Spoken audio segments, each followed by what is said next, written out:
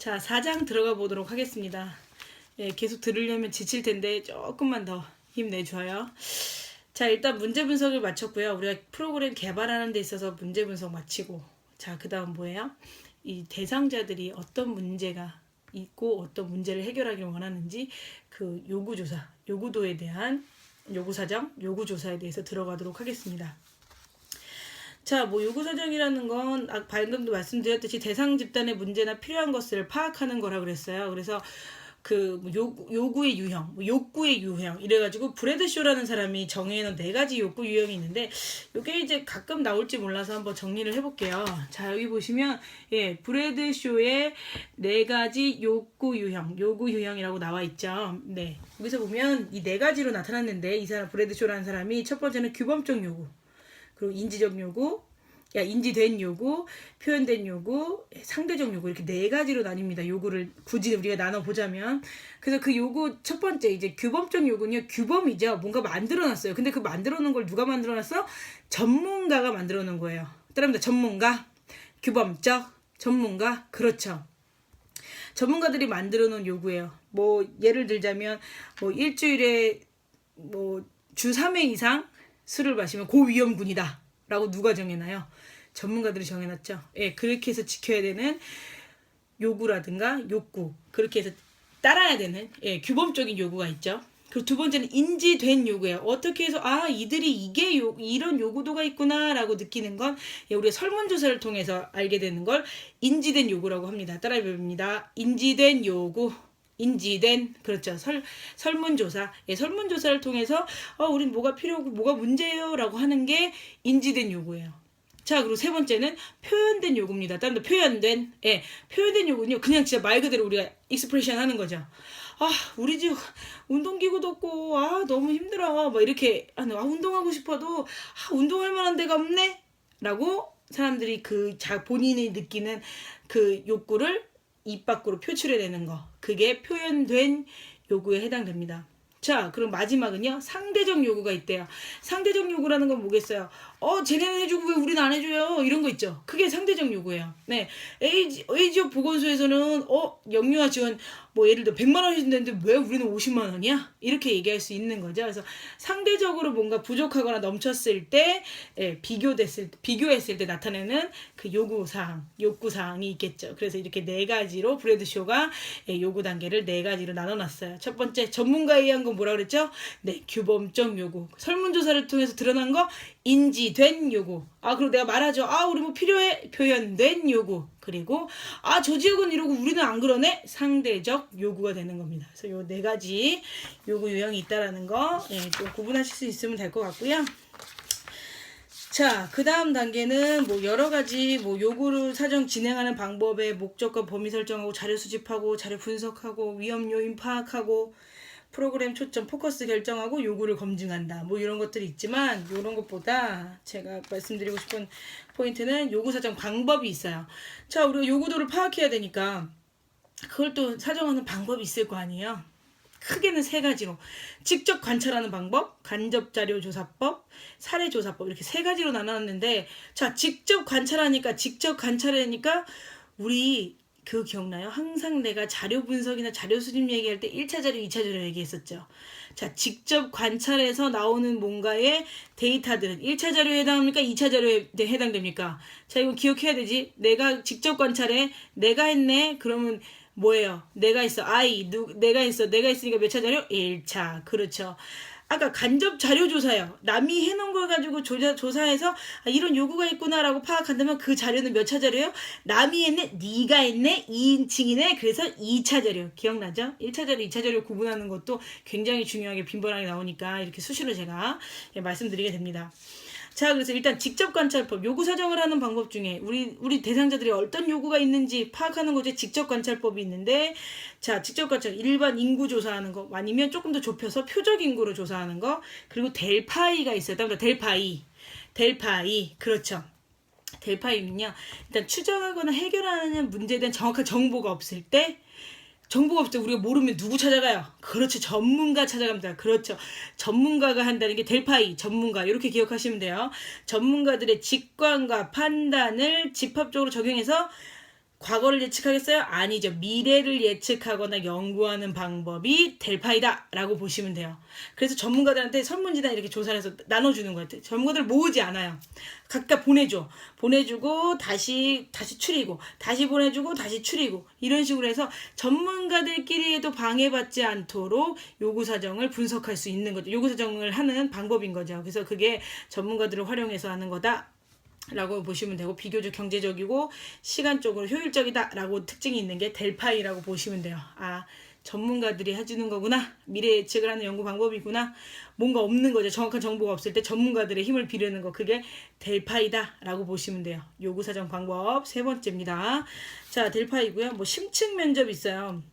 심층 면접에는 뭐 아무래도 그 포커스 그룹을 정해가지고 10명 뭐 이렇게 6명에서 12명 정도 포커스 그룹을 정해서 그들한테 이제 심층 면접을 하는 거죠. 그래서 그렇게 해서 얻어내는 요구도를 요구사정 방법으로 하나 쓰고 있고요. 일단 심층 면접에 대한 코멘트를 한 번 더 말씀드리면, 중요한 정보를 제공해 줄 수 있는 특정 다수를 선정하고, 우리 보통 파워 블로거들 그래서 모아요. 그렇게 할 때. 그리고 조사자가 참가자를 대상으로 자유롭게 말할 수 있도록 면담을 실시하여 자료를 수집하는 방법, 이게 심층 면접이다 라고 보시면 돼요. 그래서 포커스 그룹 뭐 이렇게 활용한다 라고 보시면 되고요. 그리고 관찰의 방법이 있어요. 지금 요구사정 방법 직접 관찰법 그 종류들을 하고 있는데, 직접 관찰법 중에 대표적으로 관찰이 있죠. 관찰은 뭐야? 쭉 지켜보는 거야. 쭉 우리 CCTV 다루는 것도 지켜보는 거죠. 쭉 지켜보면서 뭐 조사자가 현장을 직접 방문하거나 필요한 정보나 상황을 알아내는 방법, 그래서 관찰이라고 그래요. 그리고 이 장점은 뭐겠어요? 상황의 발생 과정을 쭉 잘 파악할 수 있다라는 거고, 근데 단점은 이제 똑같이 같은 걸 보더라도 저 사람이 한 개나 먹네? 라고 하고, 어떤 사람은 한 개밖에 안 먹네? 라고 얘기하기 때문에 아무래도 그걸 데이터를 풀어내는 과정에서 신뢰성과 타당도가 좀 저해하는 그런 부분들이 좀 있죠. 그리고 뭐 직접 경험하는 방법, 공청회 여는 거, 뭐 이런 것들이 대표적으로 할 수 있는 직접 관찰법, 요구사정 방법의 첫 번째 직접 관찰법에 속합니다. 그 정도 보시면 되고, 두 번째가 크게 요구사정하는 방법, 두 번째가 간접 자료를 통해서 조사하는 방법이 있어요. 간접 자료는 뭐가 아까 얘기했죠. 간접 자료라는 건 이미 내가 만들었어요? 아니죠. 남이 만들어 놓은 공인성이 있는 그런 자료들을 확인하는 거예요. 그전 자료를 뭐 몇 차 자료라고 그래? 2차 자료라고 그러죠. 남이 했어, 네가 했어, 2인칭 내가 얘기했었죠. 그래서 2차 자료인데, 뭐 보건지표, 우리 막 인구 센서스, 인구 동태 자료 조사 뭐 이런 것들 있어요. 사회 지표 뭐 이런 거 검색하면 다 그 나라 사이트들이 있거든요. 보건 지표를 분석해서 이들이 지금 뭘로 인해서 사망률이 높구나, 아니면 뭐가 필요하구나, 이런 것들을 확인할 수 있죠. 그리고 행정 자료 조사, 우리 뭐 보건소라든가 시에 들어가는 이제 행정 자료들이 있어요. 그런 것들을 통해서 확인할 수도 있고요. 개인별 기록 자료 조사라고 그래서 나에 대한 그 간접자료 조사법이 요즘 좀 나라 시끄럽잖아요. 들어가다 보면 어디까지 파요 우리가. 고등학교 때 생활기록부 이런 거 다 나오죠. 그런 것들도 다 간접자료 조사법에 해당된다라고 보시면 돼요. 자, 요구사정 방법 세 번째, 사례조사법이 있어요. 사례조사법은 뭐예요? 일단 제3자하고 접촉해서 다른 사례들을 확인하는 거죠. 이게 정말 필요했는지, 뭐가 부족했는지 이런 것들을 확인하는 과정입니다.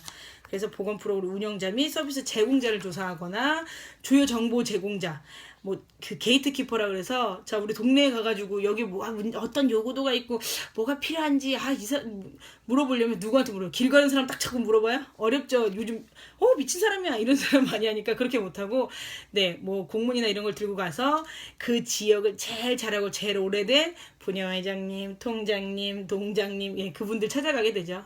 그런 것들을 통해서 우리가 사례조사를 하게 됩니다. 이렇게 해서 크게 뭐 3가지 정도로 요구사정 방법들이 있고요. 그래서 이제 그럼 그렇게 해서 나온 것들이 자료가 되잖아요. 그럼 자료 수집 방법이 아까 얘기했듯이 1차 자료, 2차 자료 있다고 그랬어요. 자, 우리가 어떤 지역에 가가지고 프로그램을 만들려고 하는데 요구조사를 하려고 그래. 그럴 때 2차 자료 먼저 찾아봐요? 1차 자료 먼저 만들어요? 자, 뭘 먼저 해야 된다 그래서 1차야, 2차야. 기억해야 돼. 2차 자료부터 먼저 있는지 확인하는 거죠. 남이 해놓은 거니까 돈이 들어요, 안 들어요? 안 들지. 시간 덜 들지. 그러니까 2차 자료부터 확인하고, 자, 그 다음 어때? 그런데도 내 구미에 맞는, 내가 원하는 자료가 없어? 그럴 때는 부족한 걸 그제서야 1차 자료 조사에 들어가는 거죠. 그래서 항상 2차 자료 먼저 찾고 그 다음 부족한 거에 대한 2차 자료 들어간다, 1차 자료 들어간다 라고 얘기했던 거 기억하시면서 1차 자료, 2차 자료 중에 가장 정확도가 높은 건 1차 자료겠죠. 하지만 뭐가 많이 들어? 시간과 돈 많이 들죠. 직접 관찰하고 해야 되니까. 그리고 2차 자료는 경제적이다 라고 했기 때문에 항상 프로그램 시작하기 전에 항상 먼저 봐야 될 자료는 1차 자료가 아니라 2차 자료 먼저 확인한다 라고 얘기했었어요. 좀 자료의 특성으로는 양적 자료냐 질적 자료냐 이런 게 있죠. 자, 양적 자료가 뭐야? 딱 봤을 때 뭐가 딱 눈에 보이는 거죠. 이게 뭐야? 계량화가 돼 있다. 우리 아까부터 얘기했던 건데 예를 들어 그런 거 우리 얘기하잖아요. 강수량이 뭐 오늘은 700ml, 뭐 내일은 500ml. 예, 그렇게 양적으로 느낌이 빡 오는 거. 예, 그런 게 양적 자료가 돼요. 그래서 양적 자료는 뭐 설문조사를 통해서도 가능하고요. 아까 얘기했던 관측을 통해서도 가능하고 실험을 통해서도 가능합니다. 그리고 질적 자료는 뭐야? 우리가 보통 양적 자료를 객관식, 주관식 중에 뭐라고 해? 객관식을 통해서 우리가 이렇게 나온 데이터들 결과를 이제 양적 자료라고 얘기를 하고 쉽게 말하자면 질적 자료는 뭐야? 누군가 풀어서 말한 주관식으로 대답한 것들에 대한 그 자료가 질적 자료다라고 얘기를 했었죠. 그래서 아무래도 심층 분석하고 관련된 것들이 이 질적 자료에 속한다. 특히 포커스 그룹 인터뷰, 심층 면접, 관찰 자료, 내용 분석 자료 이런 것들이 이제 질적 자료에 속한다라고 보시면 돼요. 객관식, 주관식 이렇게 조금 간단하게 구분해서 얘기했던 거 기억이 납니다.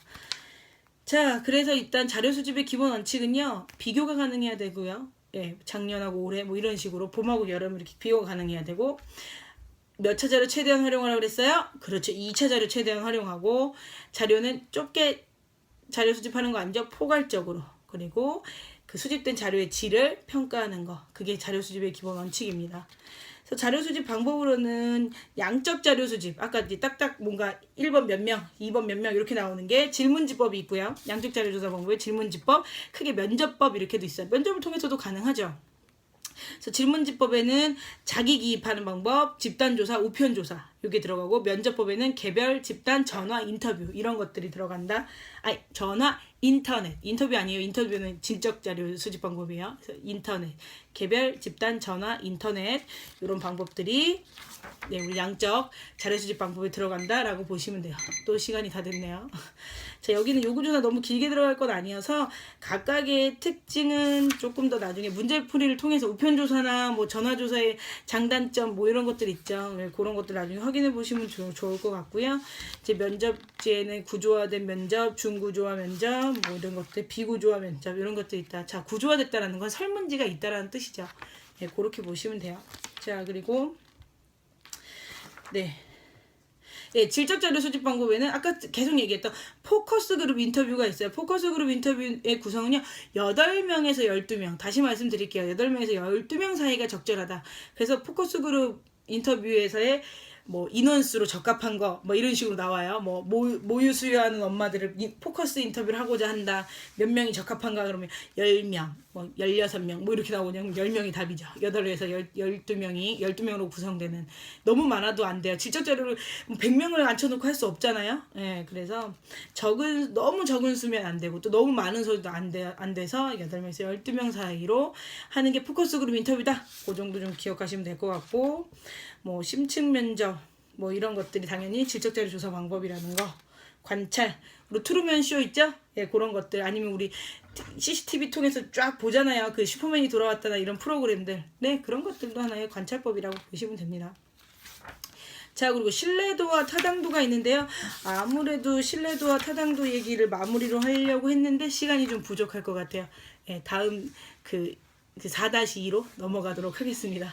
별로 길어지진 않을 거예요. 자, 좀 이따 봅시다.